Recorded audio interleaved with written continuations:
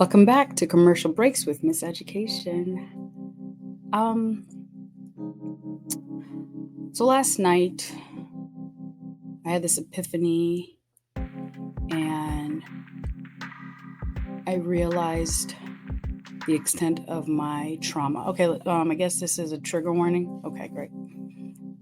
Because truth is, if we are all honest with each other and speak truth, we are all walking triggers, right? So this is a trigger warning for my sexual past or trauma, whatever.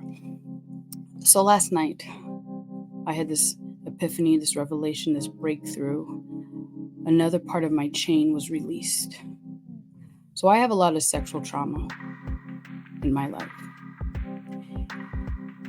That coupled with where I work, where I've chosen to work, and the population I've worked with has affected my life in a way that I didn't understand. And last night it came full circle, slammed me in my face, and I had to try to force the tears back.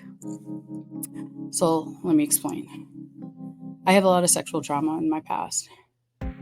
And as a result, I realized that there are individuals who I've spoken to who are like, yeah, I came out of the closet and now I'm gay. Then when you ask them, well, what happened in the closet? Because clearly something happened in the closet, and when you came out, you were a different person. So what happened in the closet? And too often it's a sexual trauma that happened in the closet, and when they come out of the closet, they're gay. So I've had my sexual trauma, but when I came out of the closet, I didn't come out gay. Rather, I came out, I don't know, maybe part man. Now that I think about it, I'm literally doing this in front of you. I know a lot of my exes were like, Jen, dating you is like dating a man. A lot of my female acquaintances would tell me I think like a man. So anyway, I think part of the reason why I came out man is because I told myself that I needed to understand them so that they couldn't hurt me anymore. So I went down that route, right? So I didn't want another man to hurt me, so I tried to understand the way men think. Take that, and we're going to add it to this part, my career. I'm an educator, and I've intentionally chosen for the 16 years that I was in the classroom to work with a certain demographics and a certain population of children, where the cool black boys, unfortunately, were the individuals who, maybe didn't do as well in school, got in trouble, made fun of others, listened to a certain type of music, were more hypersexual. Those were the cool kids, the cool boys that I had to interact with in school. So I always wanted to try to be like, listen, how can I help them so that they don't grow up and turn out to be, individuals who hurt others and then eventually, hurt people hurt others, right? So I didn't want that cycle to perpetuate for them. So what happened last night? I have a 13-year-old.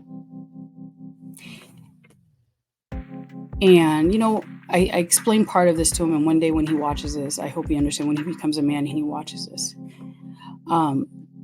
I have been treating my son, my 13-year-old son, like he was a cool kid. In my head, he's a cool kid, right? Because my son is handsome and he's funny and he's athletic. So I assumed that he was one of the cool kids in school.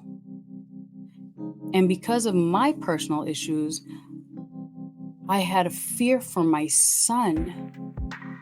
And so I was treating him a certain way because I did not want my son to become a perpetrator to anybody else, right?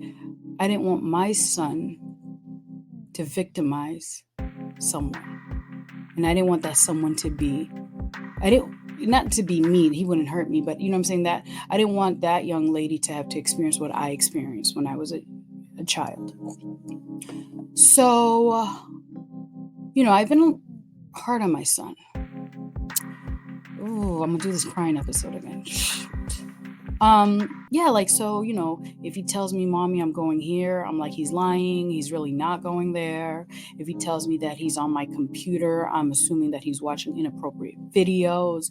If my son has headphones on, I'm assuming he's listening to that garbage music that's out there.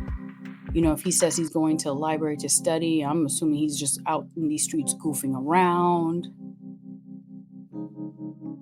I put this persona on my son, and we have been at it for such a long time.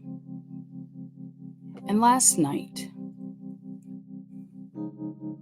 I had a conversation with him. I was like, we talked to find out that my honor roll son, and I know he's on honor roll, gets on honor roll, but my honor roll son is a nerd. He's a nerd. And when he explained that to me, I just kissed him and I would not let him go. He's like, Mom, I don't hang out with the cool kids. They make fun of me. Oh, here we go. They're like, Mom, they make fun of me. Because of his forehead, because I got boogers. Okay. Anyway, they make fun of him because of his forehead, because he has his mama's forehead. And, and I'm like, don't worry about it, kiddo. But I never put it together. He's been complaining about this forehead thing for a while. And I'm like, I went through it too. I get the whole forehead thing. And he's like, Mom, when I'm in after school, because I'm like, when he's in after school, I'm like, he's probably just goofing around. He's like, no, Mom, when I go to after school, I'm in the cafeteria, I do what we need to do. And then he goes, I go to another room, I put my headphones on, and I'm doing my work. I'm like, well, what are you listening to? He goes, I listen to classical music. I'm like, really?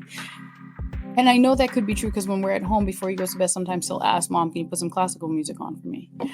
He's like, no, I listen to classical music, or I listen to instrumental, and I do my work. And he's like, Mom, those kids, they make fun of other people. I don't make fun of people, And he was like, funny enough, my sister bought my kids a computer, and I put a passcode on it. Okay. And I was like, boys, I put a passcode. You can't be on it when I'm not home. Within 20 minutes, the boys broke my passcode, because my passcode was my hint.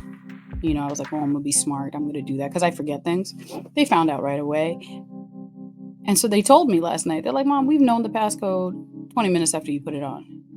And they're like, but we didn't get on. We never got on without permission. Because I'm telling you, up until last night, my boys would be like, Mom, can I use a computer? I'd be like, yeah. They're like, what's the passcode? And they'd wait for me to put it in, even though they knew it. So I was like, when I go food shopping, you guys are home alone. They're like, no, Mom, we wouldn't, because they're like, the consequences that we would get if you found out aren't even worth being on the computer. I couldn't stop laughing, because I'm telling you, they legit will ask me for the passcode every single time. And I'm like, even at nighttime, in the middle of the night, since you know it, they're like, nope, because if there's a possibility that you would wake up and catch us, we don't want to deal with it. So then I asked them, I'm like, well, when you're on the computer, what are you watching? What are you, they're like, and they told me, and I'm like, oh my God, my kids they're not them. They're not these boys that I'm afraid of.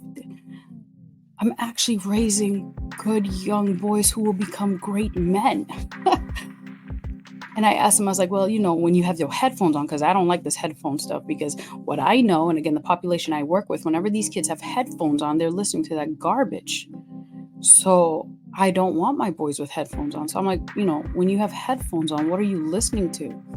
And they told me my son is obsessed with One Republic, some song that was on the aviation, because he wants to be a pilot. I forget the name of it. But anyway, I said, so you don't listen to Cardi B? He's like, who? Like, you don't listen to... They're like, no, we don't even know who these people are. Like, we don't listen to this. And I was like, thank you, Jesus. Like, they have a little keyboard in their room. And there are times when I go in, they're playing and they don't put the headphones on, and they're like playing Jesus Loves Me this time. For the first time in 13 years, I know it's not a lot because he has a whole lifetime in God willing. I was like, yo, I have great kids. And my husband and I have parented them well thus far. And I have been putting my trauma on my son in fear that he would become my perpetrator.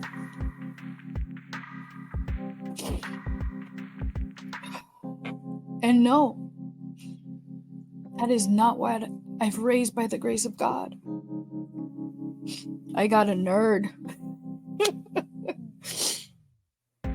I got me a nerd. He just happens to be a good-looking nerd, an athletic nerd, a nerd with a sense of humor. I mean, he got some issues, but he's a kid. I have a child still. And I am so grateful.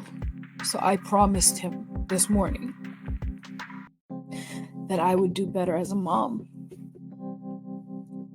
So he's like, Mom, can I take your computer to Pathfinders?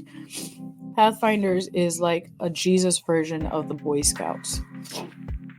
So usually I'd be like, no, what do you need that for? You're not taking my stuff, because I'm thinking he's lying to me and he's going to be on an inappropriate website, listening or watching things that he shouldn't watch.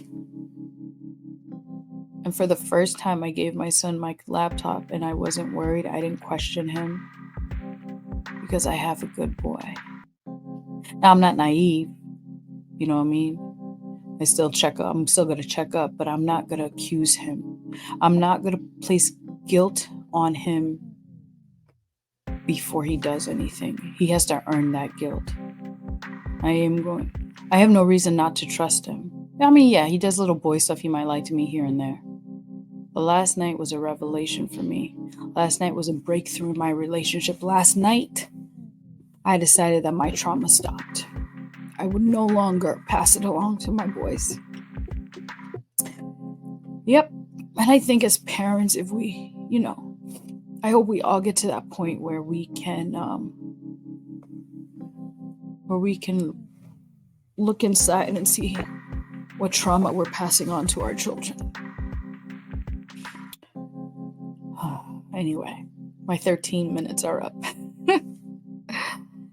Thanks for hanging in there. Till next time. Commercial breaks with Miseducation.